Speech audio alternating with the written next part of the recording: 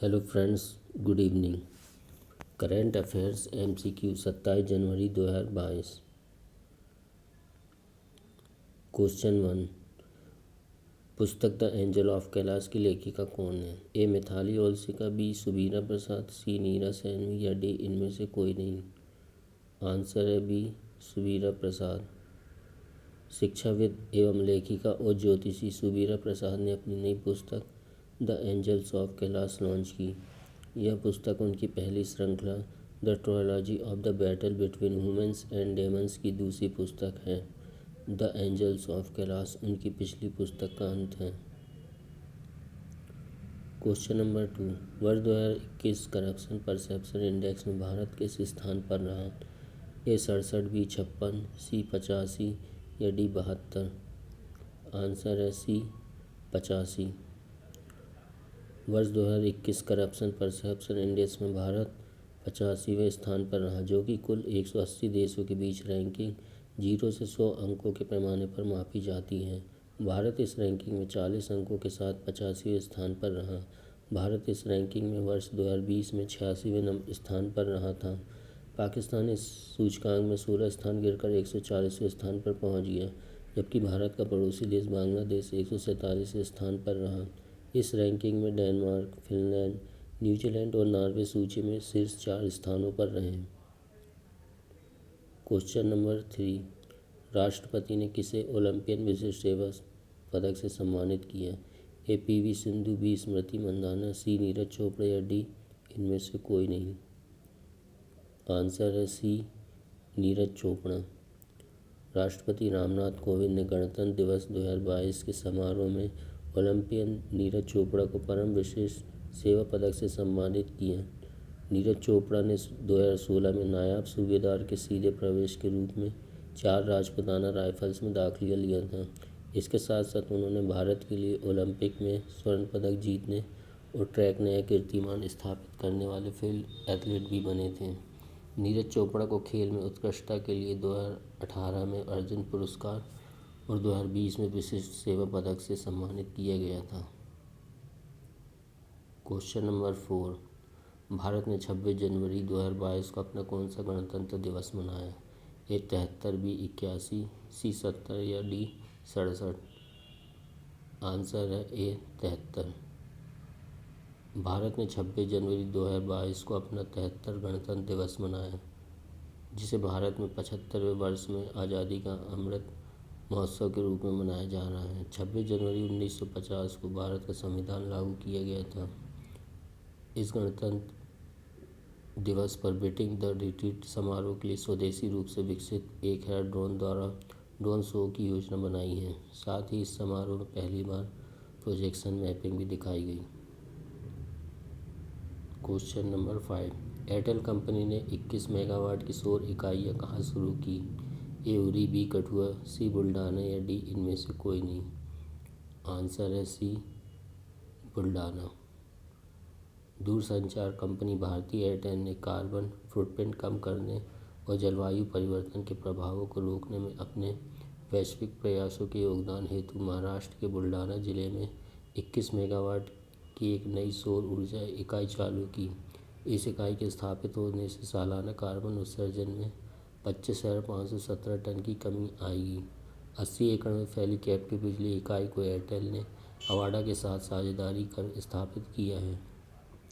Airtel company के वर्तमान CEO Gopal वित्तन, Airtel के फाउंडर सुनील भारती मित्तल और एयरटेल कंपनी की स्थापना वर्ष 1995 में की गई थी। क्वेश्चन 6। किस राज्य को देश का पहला ग्राफेन सेंटर मिला? ए बिहार, बी उड़ीसा, सी केरल या डी पंजाब। आंसर है सी केरल। डिजिटल यूनिवर्सिटी केरल ने त्रिशूर में centre for materials for electronics technology CMET के सहयोग से केरल में भारत का पहला ग्राफेन नवाचार केंद्र स्थापित किया।